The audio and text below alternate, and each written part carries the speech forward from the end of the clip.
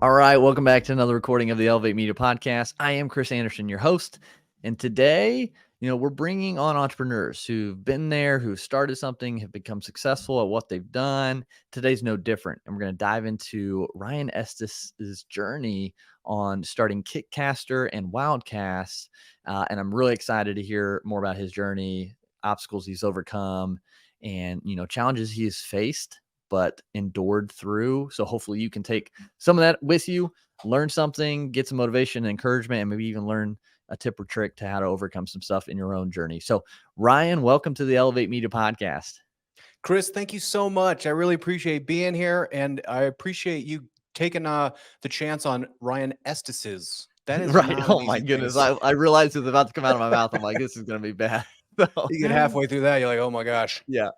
But no, yeah, I appreciate it. Yeah. I mean, where to start first, we were talking kind of before we hit record, was that Ryan has a purple belt in Brazilian Jiu-Jitsu, and not everyone you meet does that. So first, what got you into mixed martial arts? I'm just curious, what got you into that?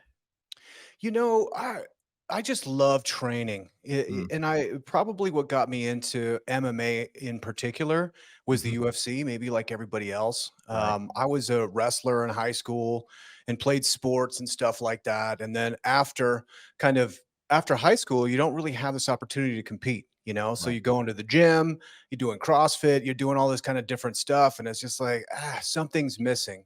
So for a long time, I was really excited to give jujitsu a shot, Yeah. but in a former life, I was a musician, a songwriter, and I played Okay. guitar. And I was always concerned Oh, that like any kind of striking or any kind of things might damage my hands, and then I couldn't play. And then what am I going to do if I can't play?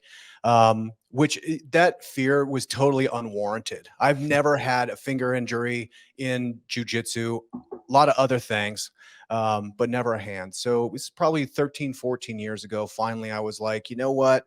I'm going to give it a shot. Went to Easton's training center that was down on Old South Broadway in Denver, a third and Broadway. It's just a little strip mall place. The Easton Training Center now they moved over on Santa Fe, and it's this gigantic thing that's extraordinary. But at the time, it was just a mat. No locker rooms. You just go in there and give it a shot. So the first yeah. day, I think I was completely gassed and turned green in the warm up. And my instructor, John came up to me and he's like, "I'm going to show you like this is when you need to tap." So he kind of got a Mm, quick like little cross choke on me, and he's like, "Now tap when you feel the pressure." And I tapped immediately and was like, "Okay, there's something to this," yeah. and just proceeded to get ragdolled for several years until, slowly. Um, my skills developed. And one of the cool things that I love about jujitsu is it truly is merit based. There's no Mm, skipping belts, there's no buying belts. Like you have to go through the pain to proceed, and so yeah. everybody goes through the same journey. So there's a great meritocracy that exists within the jiu-jitsu community. On Yeah. top of that, you can spar at 100%, which is pretty fun. Yeah. That's awesome. That's really cool. And yeah, me sports growing up, I did mixed martial arts for a year or two before I found out I had a broken vertebrae, had spinal fusions, kind of put that on the back burner just for safety's sake. But, I think we can glean a lot from sports and mixed martial arts, even in the business world. So how have you seen on your journey with, starting Kitcaster and Wildcast, some of those correlations between sports, between mixed martial arts, maybe the disciplines or whatnot, between that and your entrepreneurship journey? Anything I think you do, we'll put it this way. Anything you do, you develop a fluency over time. Mm, And with fluency, you can develop a virtuosity. mhm. So I'm always interested in things that I can gain fluency in. Martial arts happens to be one that is infinitely deep.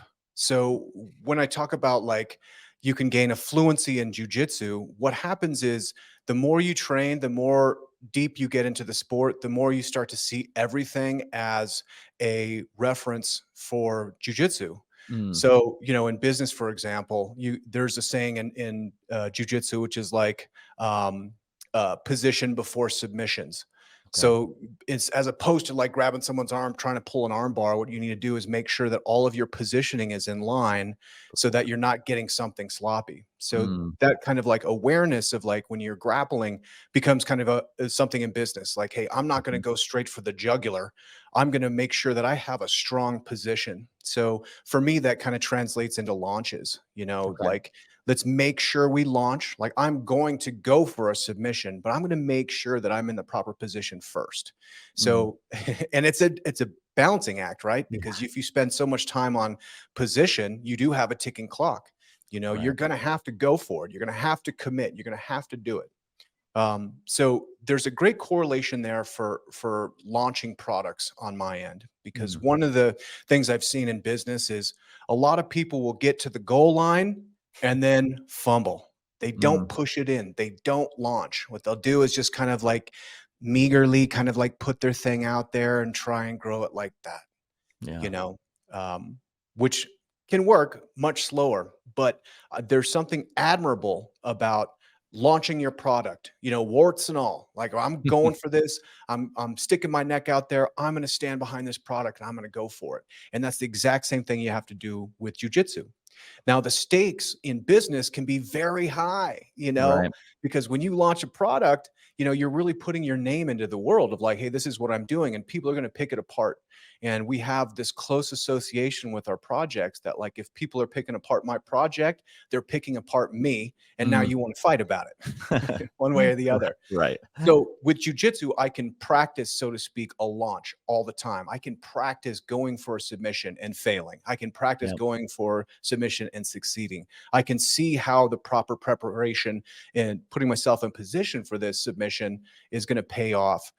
So it becomes a fluency, and that's Mhm. just one aspect. But every single component, the way you tie your belt, the way you show up to the mat, it becomes a metaphor for how you show up in life in all kinds of different other ways. And that's something that I actually learned through music, Cool. when you're playing a lot of music, you start to see the world in terms of like melody and harmony and rhythm. And this is something that's infinitely deep, and at some point you have a virtuosity where truly you can express yourself fully within this kind of language of whatever it may be, whether it's music, or it's jujitsu, or it's flower arranging, or it's whatever you're really into. I think that's kind of the wonderful thing about hobbies, for lack of a better word, is that Yeah. they become the way that we interpret the world. Mm. Yeah, and I think those are great correlations, and even with the difficulties of business, and launches and things like that. I'm curious, within any of your sparring or competitions within mixed martial arts, were you ever in a precarious situation where you thought you might have to tap, but at the last minute, either you were able to, get out of, their hold or whatever it was, to actually win? Have you had any of those moments yet? All the time. The Yeah. times that I remember that I should have tapped are the ones that resulted in injuries. Oh. So from the defensive position, Mhm. there's real consequences, Yeah. with jujitsu. The nice thing is that everybody in there is on the same a buddy system, which is like, I tap, man, stop. And they always do. I've never had anybody go hard after a tap. And that's doing jujitsu maybe almost 15 years now. Yeah. So there's always an opportunity to that you can quit, which Right. again, I think correlates really well with business. I was Right. talking about like our projects and our businesses being very close to us, and that we identify as like, I'm a guy who does this thing because I went out and launched it. Now everybody's looking at me. All my friends and family are like, what's going on with this? What's going on with that? Where in your heart, you're like, there's no future for this, but we'll Mhm. hold on to those projects. In my case, maybe a year, maybe 2 years that I'm working on something and I know it's doomed. But the reason I persist is because I'm associating my self-worth with the success of this project, which is just pure vanity and Mm. ridiculous. In the same way, jujitsu, like someone has you, I have a shoulder that I've been working on for 4 or 5 years to rehabilitate for just this reason, where Mhm. someone had me in an omoplot and I was like, I'm not tapping. I'm not. And it wasn't that it wasn't in deep. It was like, I don't want this guy to have the satisfaction of tapping me. Pure vanity. Right. I'm associating myself and my self-worth with my ability to win in jiu-jitsu, particularly right now against this person right here, and Yeah. tweak my shoulder. So I've had Mm, this injury now for 4 or 5 years, in the same way of holding on to a business project too long, and you accumulate the debt, or you yeah. accumulate whatever it Yeah. is, the loss of time and money, because you're just too vain to tap. So learning, like, hey man, when you're beat, get out of there, because the second you tap, you start fresh, and you can Yeah. have an opportunity to go again. So the physical act of tapping, or the act of like killing a project when it's not going to work, really comes from like an emotional perspective, and it's kind of some self work you have to do, which is to disassociate your identity with the thing that you're working on, or the Mhm. person you're presenting. Allow yourself to like be born, die, and reborn into new projects all the time. One challenging thing I think about that is particularly with friends and family, Mm. where they get worn out and they don't understand what you do or what's going on anymore. And so they just give up, which is Yeah. okay. Right. They're just going to be like, Chris, I don't know what he's up to. He's always doing something new. Anyway, back to the barbecue, Yeah. you know? I think that's a good point. Like understanding the limits either of yourself or, like you said, correlation to the business. But, with that too, like you have to balance that, I guess, because you could give up too soon and you could miss that ability to slip out, of that hold that you're in. So like how do you or what would you suggest? How do people know the difference? Like, yeah, this might be a little uncomfortable, but right now you're not stuck. Like it's not to that point of where you need to tap versus needing to tap. Is there, a guiding light kind of thing within this of, push through the challenge versus, okay, this one's done and let's start again. Yeah, absolutely. For me, I kind of have just gut chuck moments all the time, Mhm. where, and I put kind of I've dug a moat around me, because I know that like I can't really trust myself. I'll lie to myself to keep doing what I'm doing, even though if I'm being belligerent and stupid. Right. So for me, it's got to check a couple boxes. What I'm Okay. working on in business, it has to be fun, it has to be of service, and it has to make money. And then the Right. last one is like, am I the right person to bring this forward right now? And Mm. everything has to align in order for me to do it. So if it's fun, I'm just kind of like generally like only attracted to doing things that are fun. So if it's not fun, I just won't do it, and I know I Yeah. won't.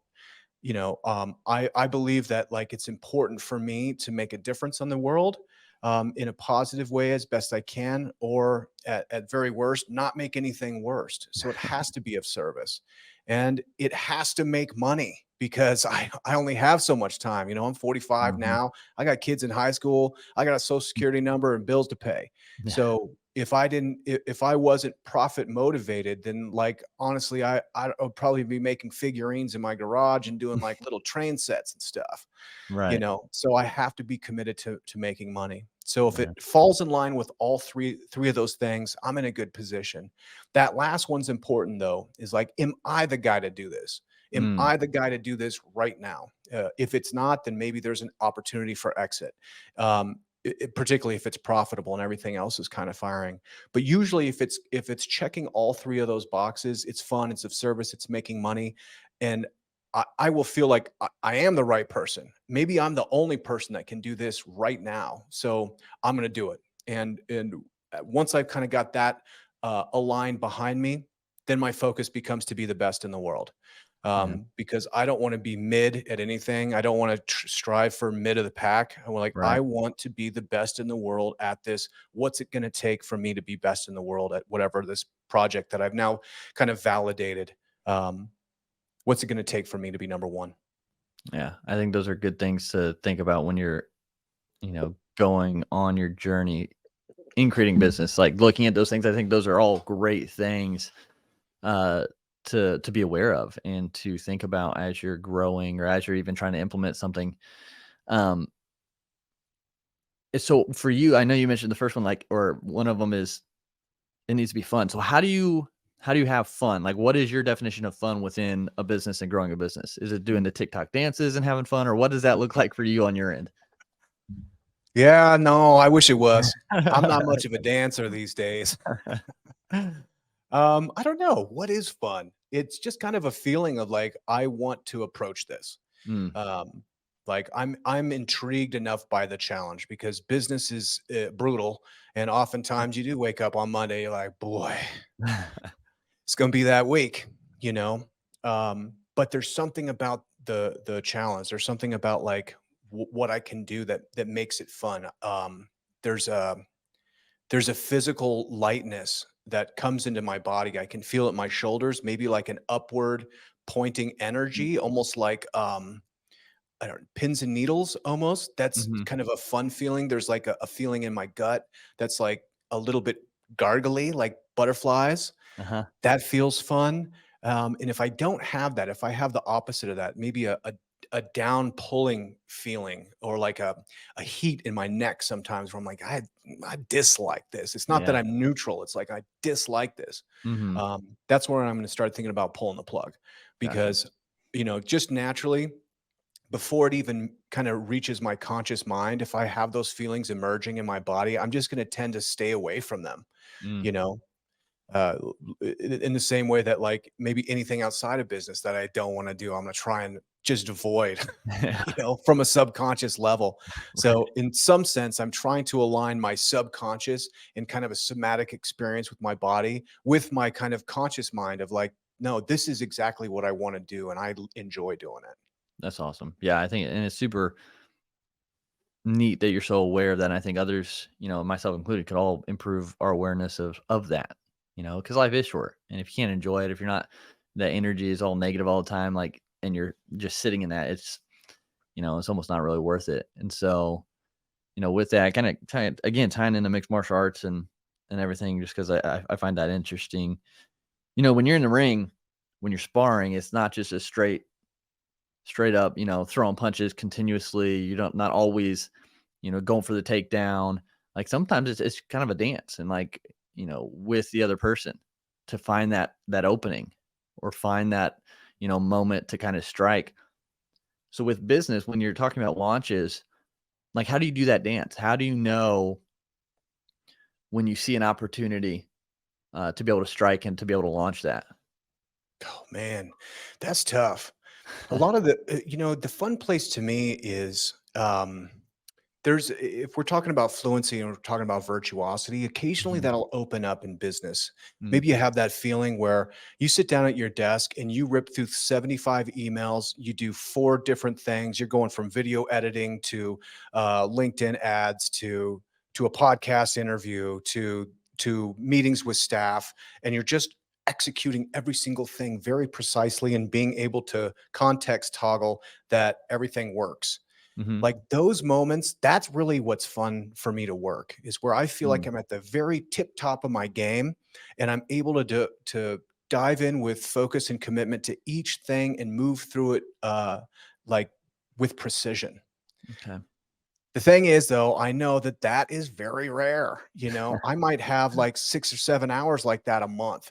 Mm. And so really all of my work is to kind of facilitate that, is like I'm going to slog through. I'm going to push to get through all of this stuff that's kind of hard. It's like, oh, sometimes emails are really hard. Sometimes just Yeah. having another meeting is really hard. And it's like I don't feel like I'm at tip top of my game, but what I'm doing is putting myself in a position where like I'm taking care of everything that needs to be done. So when this moment arrives, you could just call it the Mm. muse, for Yeah. lack of a better term. You're absolutely teed up and ready to go to Yeah. facilitate that. It's very similar in jujitsu. Jujitsu, if you're trying to train 3, 4 times a week, you're going to have weeks that suck, that you're going to just get smashed. You're going to get a rash on your face. You're going to get your nose busted up. You're going to crack a rib. All these things are terrible. And then you'll have this one session where you have 4 or 5 rounds and you are just doing that dance. And the joy of that, feeling like invincible and feeling like everything you're trying is working and all your feints and everything that you've been working on, like, happens and it Mm. comes together.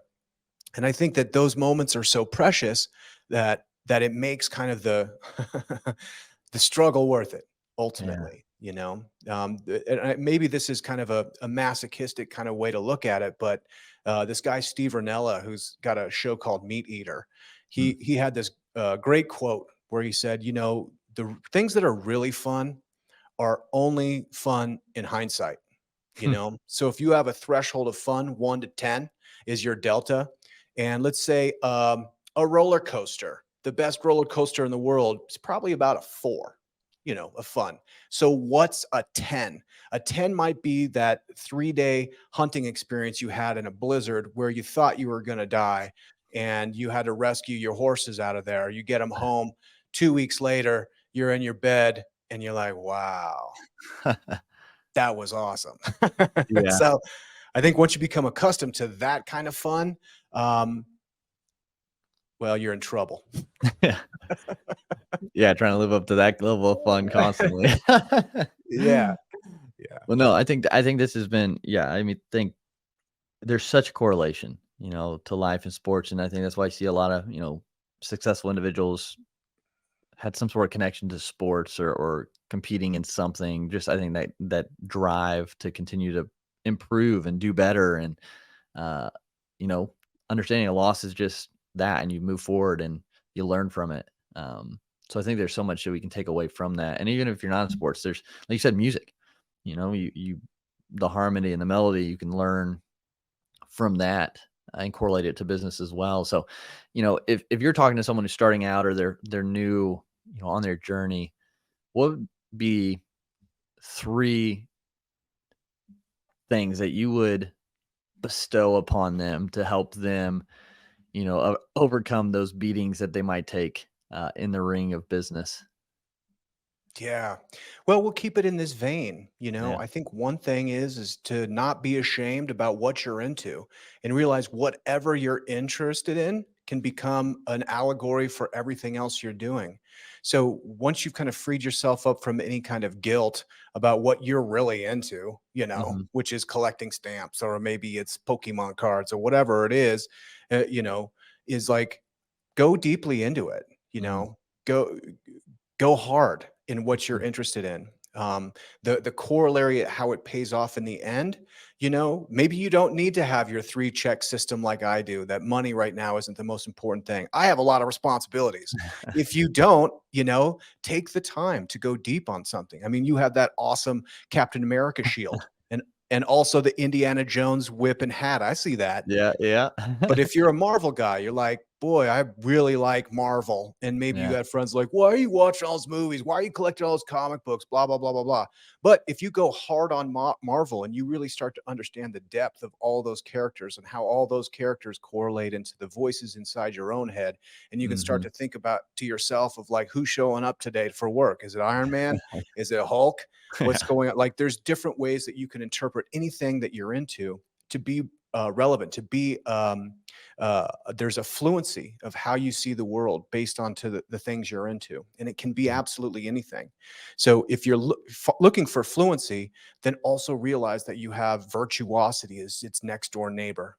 That 10,000 hours into whatever you're into, you start Yeah. to develop virtuosity so that you can start to use whatever you're into as a sandbox to test out. And if you're lucky, you're creating a safe environment where you can fail over and over and over again. Maybe it's video games.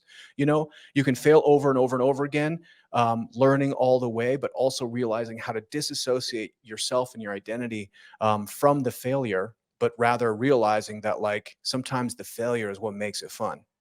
Right. So I suppose if I have just a word of advice for people that are just getting started, it's like this is a long road, and know that whatever you're interested in is going. If you really go hard and really pursue it with your full attention and focus, it's going to pay off in business. Mhm. Um, and what's so fun about finding it in hobbies, let's say, is that it's a novel way. It doesn't always. It's not a direct line, and a lot of times, Yeah. that's just the kind of spice that makes life worth enjoying.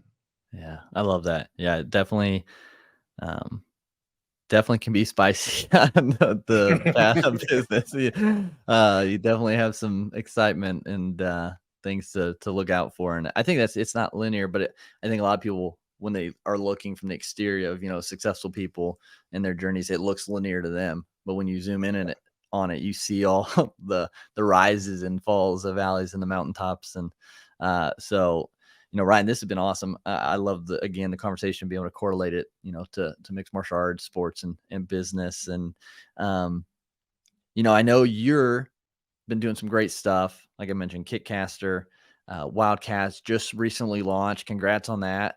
That's a big Thanks. deal. If people want to find out more about you, get connected with you, where's the best place for them to do that? You bet. Best place is probably LinkedIn. If you search Ryan Estes, you can find me there. I'm not the handsome public speaker Ryan Estes. I'm the other one. So you could find me there. In brief, I appreciate you mentioning Kickcaster. Kickcaster is a podcast booking agency. We work largely with funded startup founders, entrepreneurs with exits, C-suite executives, and we book them on other people's podcasts, the best in the world, like this podcast right here.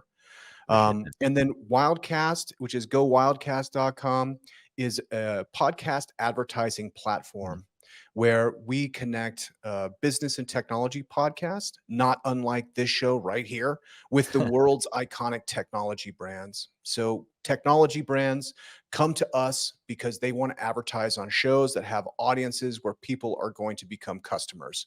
And so that's why we focus in technology and business podcasts. And so, if you're a podcaster, you want to get paid, go wildcast.com.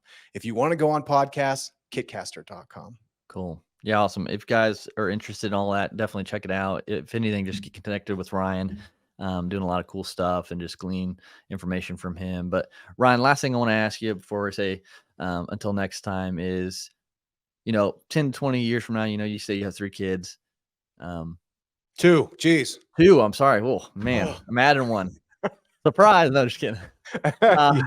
10 to 20 years from now, with everything you're doing, with them watching, with the world watching now, by being on social media and everything like that, what legacy do you hope is shown out there?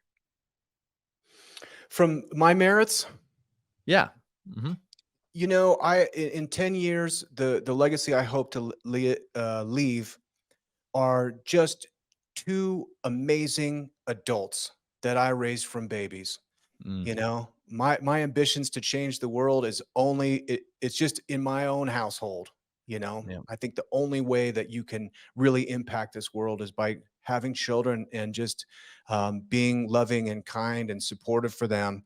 I always kind of took it to heart that, my kids are growing up. I mean, it is heartbreaking, but I've had them for, I'll have them for 18 years as children. But what my goal was to raise competent adults, because I'll have relationship with them in their adult life for hopefully 40, 50, 60 years, depending on how long I can hang in there. So if in 10 years, my kids got their head on straight and they're positive and influential and kind people, man, I'll feel great. That's awesome. I love that. And coming from you, I understand. I got 2 little ones as well. And, that's kind of one of my goals, is just raise them to be good people and do great things. And hopefully it'll continue to ripple out from there. So it's like that quote. What is that quote? Plant this seed for a tree you will never see the shade of, or whatnot. Something kind of like that, plant into them, and hopefully they continue that process long after, we're not here. But Ryan, again, I appreciate you sharing everything today and being on the Elevate Media podcast. Thanks so much, Chris. Really appreciate it.